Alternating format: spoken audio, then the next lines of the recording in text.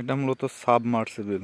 এই মোটরে পুকুরের মাঝখানে থেকেও একবারে পানি তোলা যায় যে পাইপের মাধ্যমে। এই পাইপ দিয়ে উঠে চলে যায় পানি।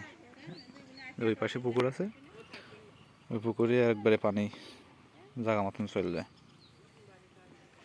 আর যেখানে প্রায় 90% জমি, এটা সেচা হচ্ছে এই মোটর দিয়ে। যে এই টুকির মধ্যে পুরো মাছ, মানে পুকুরে পুরো পানি এক জায়গায় চলে এসেছে। এখান থেকে মাছ ধরা হবে কালকে।